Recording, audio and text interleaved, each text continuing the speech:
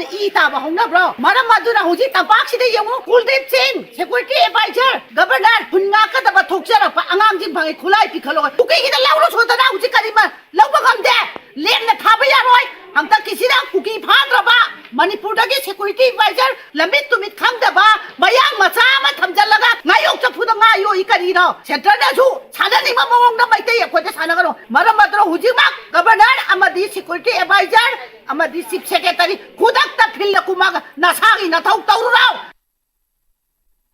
ngasi nungtil pung 3:10 rom tabada Bisnupur district ki Bisnupur police station ki manung channa leiba Fubala high canal makhada low suduna leiba miyoi ama manak nakpada leiba chingdagi nongmai round manga kaptharakpada panduna sokre haidi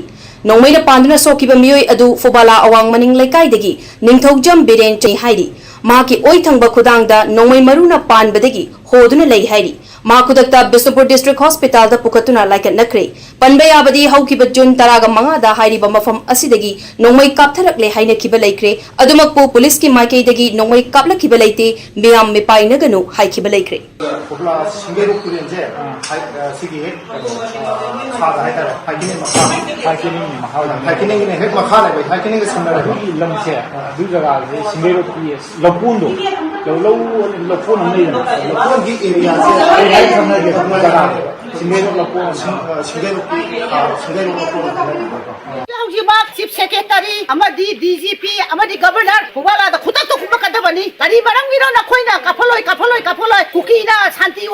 ओरे जे कदाय जग शांति ओरिनो हुजि फुबाला the अहल लमस होय खरा Ceres ओरे थागी इरौ छुबद इसागी इरम छुबदबु असुमाइना इ ताब हौनब्रो मरम मदुना हुजि तंपाक्सिदा यमु Kuldeep Singh security adviser governor हुन्ना कदबा थोक्चरपा अंगांजिंग भांगे खुलाई पिखलो कुकीगिदा लाउलो सोदना हुजि करिमा लौबा गमदे लेमना थाबा यारोय हमता किसिदा कुकी फाद्रबा मणिपुरदगी सिक्योरिटी एडवाइजर लमित तुमित खंगदबा मयांग मचा अमा थमजलगा ngayok चफुदा ngayo इकरिनो सेंटरदासु सानानिमा मवंगदा मैते यखोदे सानागनो मरम मदुना हुजिमा गवर्नर अमदी सिक्योरिटी एडवाइजर अमदी चीफ सेक्रेटरी खुदकता फिल्ड कुमागा नसागी नथौ तौरुराव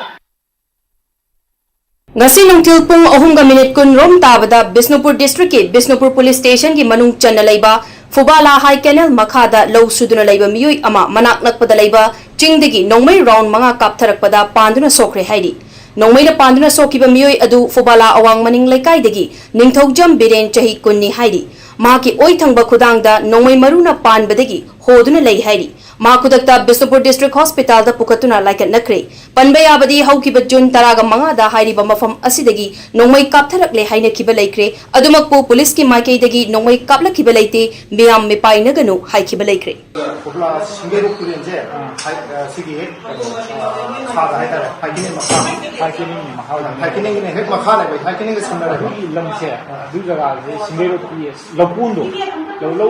लपुन नहीं लपुन की एरिया से हाई समझ के हम जगह सिंगेरो लपुन